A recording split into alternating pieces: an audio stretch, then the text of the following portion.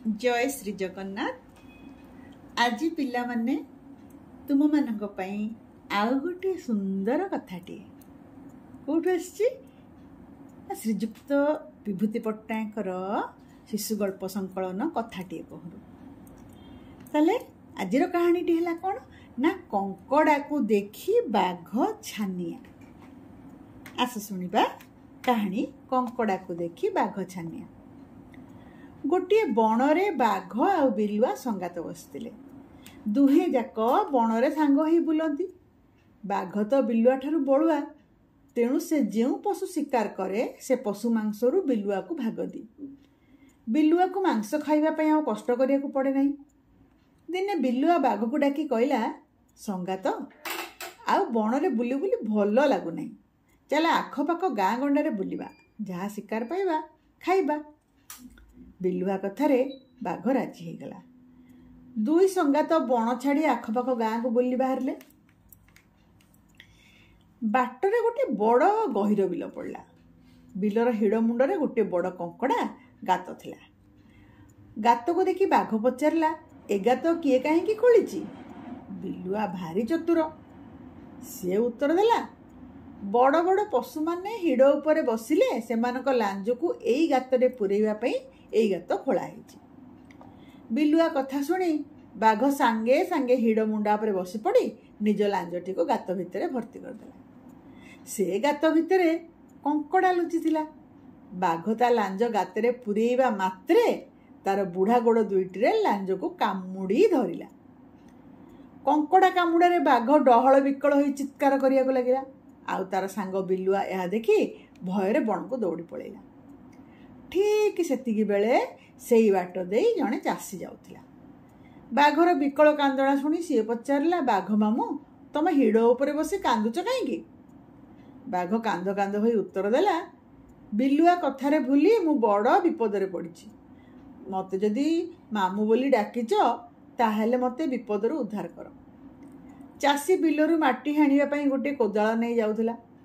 से हिड़ उपरे कोदाल थोई देई पचारला, तमर कौन हेइछि कुह, मु निश्चय तुमको साहाय्य करिबि। बाघ कहला, मु बिलुआ कथारे पड़ी ए गात भितरे मो लांज पुरई देइथिली, किंतु ए सरू गात भितरे मो ठारू बड़ी बड़ जंतुटे लुचि बसछि बोली मते जणा नथिला। गात भितरे से जंतु मो लांज को कामुड़ी धरछि। मोर एणे प्राण छाड़ी जाउछि, मते ए जंतु कबळरू रक्षा कर। बाघर कथा शुणी चाषी जनक हसी पकेला। बाघ तार हस देखी रागी जाई पचारला, मोर दुख देखी तमे हसुच कहीं? मनीष होई तमर एई विचार? चाषी कहला, तम दुख देखी मो हसु नहीं, तम कथा शुणी मते हस माडुची।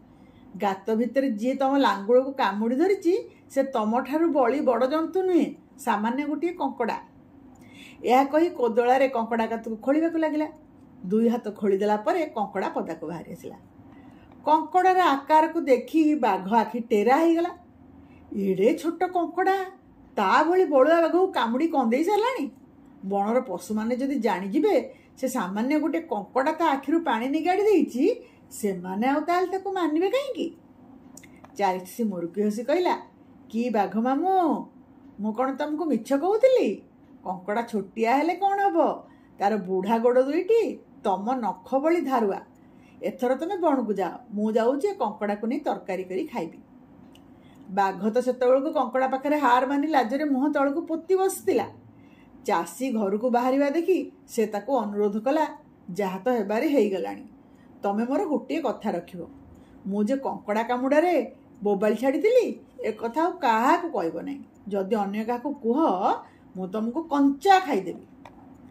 बाघर कंचा खाइजिबा कथा शुणी चाषीटी मने मने भय पाईगला।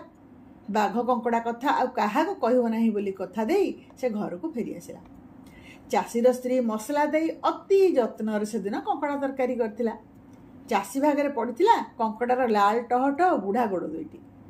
कंकड़ा गोड़ को देखिया मात्रे चाषीर हस चहटी उठिला। तार स्त्री पचारला, कंकड़ा तरकारी कौन भल हेई नहीं? तरकारी देखी हसुच कहीं? लुण मसला ठीक है तो? चाषी आ निज स्त्री पाखरे बाघ कंकड़ा कथा लुचाई रखी पारला नहीं। कंकड़ा बुढ़ा गोड़ दुईटी देखी से कहीं हसुसी से गोटी गोटी करी कहीगला, କଙ୍କଡ଼ା ବାଘ ଲାଞ୍ଜ ଧରିଥିବା କଥା ଶୁଣି ତା ସ୍ତ୍ରୀ ମଧ୍ୟ ବହେ ହସିଲା। ଚାଷୀର ବାରି ପାଖରେ ବାଘ ବସି ଏହା ଶୁଣିପାରିଲା। ସେ ଦାନ୍ତ କଡ଼ମଡ଼ କରି ମନେ ମନେ କହିଲା, ମୋ ହାବୁଡ଼େ ପଡ଼ିଲେ ସେ ଚାଷୀକୁ ମୁଁ ନିଶ୍ଚୟ କଞ୍ଚା ଖାଇବି। କିଛି ଦିନ ପରେ ଚାଷୀ ଜଙ୍ଗଲ ବାଟେ ଯାଉଛି, ବାଘ ସହିତ ଦେଖା ହେଇଗଲା। ତାକୁ ଦେଖିବା ମାତ୍ରେ ବାଘ ହେଣ୍ଟାଳ ଛାଡ଼ି ଚାଷୀ ଉପରକୁ କୁଦି ପଡ଼ିଲା। ତାକୁ ଶୂନ୍ୟ ଶୂନ୍ୟ ପିଠିରେ ପକେଇ ବଣ ଭିତରକୁ ପଳେଇଲା। ବାଟରେ ଚାଷୀ କହିଲା, ଚୋରଙ୍କ ଭଳି ମୋତେ ନେଇ ପଳାଉଛ କାହିଁକି? ମୁଁ ତ ଜାଣିଶୁଣି ତମ ପାଖକୁ ଆସୁଥିଲି। ମୋ ପେଟ ଭିତରେ କ'ଣ ହେଇଯାଉଛି, ମୋତେ ଚଞ୍ଚଳ ଗୋଟା ସୁଦ୍ଧା ଗିଳି ଦିଅ। ବାଘ ଚାଷୀର ପେଟ କଥା ଶୁଣି ପଚାରିଲା, ତମ ପେଟ ଭିତରେ କ'ଣ ହେଇଛି? ଚାଷୀ ମୁହଁ ଶୁଖେଇ କହିଲା, ସେଦିନ ସେ କଙ୍କଡ଼ାକୁ ମୁଁ ଜିଅନ୍ତା ଖାଇ ଦେଇଥିଲି। ସେ ମୋ ପେଟ ଭିତରେ ଧୀରେ ଧୀରେ ବଢ଼ୁଛି। କାଲି ରାତିରେ ମୋତେ କହିଲା, ଚଞ୍ଚଳ ବାଘ ପାଖକୁ ଯା, ସେ ତମକୁ ଖାଉ। ତାହେଲେ ମୁଁ ତମ ପେଟ ଭିତରୁ ବାହାରି ବାଘ ପେଟ ଭିତରେ ପଶିବି। ସେ ମୁନିଆ ନଖରେ ତାର ଅନ୍ତବୁଜୁଳା ଚିରି ବାହାର କରିବି। ସେଇଥିପାଇଁ ମୁଁ ତମ ପାଖକୁ ଆସୁଥିଲି। ବାଘ ମାମା ଆଉ ଡେରି କର ନାହିଁ, ମୋତେ ଚଞ୍ଚଳ ଖାଅ। ଚାଷୀ ପେଟ ଭିତରେ କଙ୍କଡ଼ା ଅଛି ବୋଲି ଜାଣିବା ମାତ୍ରେ ଡରରେ ବାଘର ସାରା ଦେହ ଥରିଗଲା। ଗାତ ଭିତରେ ତାର ଲାଞ୍ଜକୁ କଙ୍କଡ଼ା ଧରିଥିବା କଥା ମନେ ପଡ଼ିଗଲା। ସେ ଚାଷୀକୁ ପିଠିରୁ ଓହ୍ଲେଇ ଦେଇ ନିଶ ଫୁଲେଇ କହିଲା, ମୁଁ କ'ଣ ଏତେ ବୋକା ହେଇଛି ଯେ ତତେ ପେଟ ଭିତରୁ କଙ୍କଡ଼ାକୁ ଆଣି ମୋ ପେଟରେ ପୁରେଇବି? ମୁଁ ଖାଲି ତତେ ବଣ ବୁଲେଇ ଦେଖେଇବାକୁ ପିଠିରେ ବସେଇ ଆଣିଥିଲି ନା। ଯା ଯା, ତୁ ତ ବାଟରେ ଯା, କଙ୍କଡ଼ା ତ ପେଟ ଭିତରେ ଥାଉ। ଏତିକି କହି ବାଘ ବଣ ଭିତରକୁ ପଳେଇ ଗଲା। ବାଘର ଯିବା ବାଟକୁ ଅନେଇ ଚାଷୀ ପୁଣି ଥରେ ହସି ଉଠିଲା। ମନେ ମନେ ଭାବିଲା, ମହାବଳ ବାଘର ଦେହରେ ବଳ ଥିଲେ କ'ଣ ହେବ, ମୁଣ୍ଡରେ ମୋଟେ ବୁଦ୍ଧି ନାହିଁ। ତା ନହେଲେ ସେ କ'ଣ ଆଜି ବାଘ ମୁହଁରୁ ଜୀବନ ପାଇ ଘରକୁ ଫେରିଥାନ୍ତା। କେମିତି ଲାଗିଲା ପିଲାମାନେ କାହାଣୀଟି? ନିଶ୍ଚିନ୍ତ ଭାବରେ କମେଣ୍ଟରେ ଲେଖିବ। ଆଉ ତୁମ ଭଳି ଅନ୍ୟ ସାଙ୍ଗମାନେ ଶୁଣିବା ପାଇଁ କାହାଣୀକୁ ସେୟାର କରିବ। ଆଉ ଯଦି ସବସ୍କ୍ରାଇବ୍ କରିବ ମୋ ଚ୍ୟାନେଲକୁ, ମୁଁ ଆଗକୁ ବହୁତ କାହାଣୀ ଆଉ ଗପ କହିବି।